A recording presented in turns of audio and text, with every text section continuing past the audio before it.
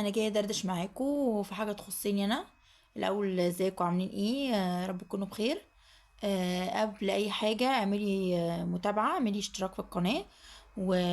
ودوسي زر الجرس عشان يوصلك كل جديد. آه انا دايما اطلع لكم اقول لكم على مشاكل الناس اللي بتجيلي في الجروب او كانت بتجيلي في صفحه الفيس اللي للاسف كنت قربت اوصل ل100,000 متابع واتقفلت. ما اعرفش حد عمل عليها بلاغ او حاجه، المهم ان صفحه الفيس بتاعتي اتقفلت، ودلوقتي شغاله على الصفحه الصغيره على الفيس اللي هي لسه فيها 3000 متابع. الصفحه اللي كانت قربت توصل فيها ل100,000 للاسف اتقفلت. آه، طيب. دلوقتي انا بيجيلي كومنتات سواء هنا او على الفيس. لما بنصح بنت ان هي مثلا ما تكملش في جوازة، او ان هي تصر لكرامتها، او ان هي تشوف حل مع اهل جوزها او كده، دايما بيجيلي كومنت: انتي زي ما خرب حياتك عايزه تخربي حياه البنات، انتي زي ما انتي متطلقه، ما انتي تلاقيكي متطلقه، ما انتوا ما تعرفوش عني حاجه.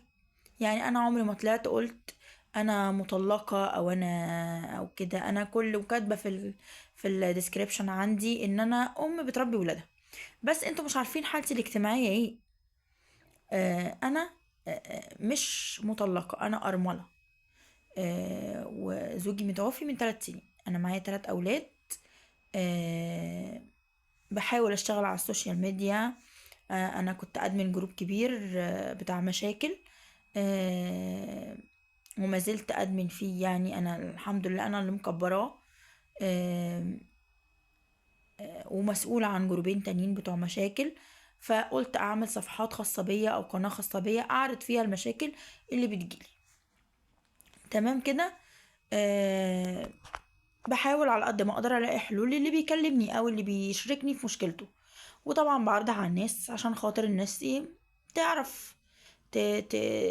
لو في حل، لو في حد واقع في نفس المشكلة يمكن يلاقي مخرج لمشكلته.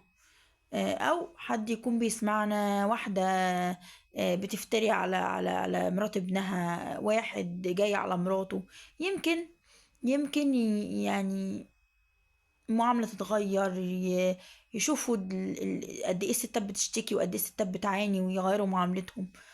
يمكن. بس في الاساس انا مش مطلقة، ولا انا واحدة زي ما هم بيتهموني ان انا عايزة اخرب حياة الناس زي ما انا حياتي خربانة. بس فانا عايزة فأي حد يشوف الفيديو يعني بعد اذنكم، انا فيديوهاتي بتوصل ل1000 و1000 انا عايزة اتخطى عايزة كله يعمل متابعة او اشتراك يعني في القناة هنا على اليوتيوب، عشان خاطر اوصل ل1000 متابع واحقق الشروط بتاعت الربح يعني من على اليوتيوب وكده. بس شكرا لكم جدا.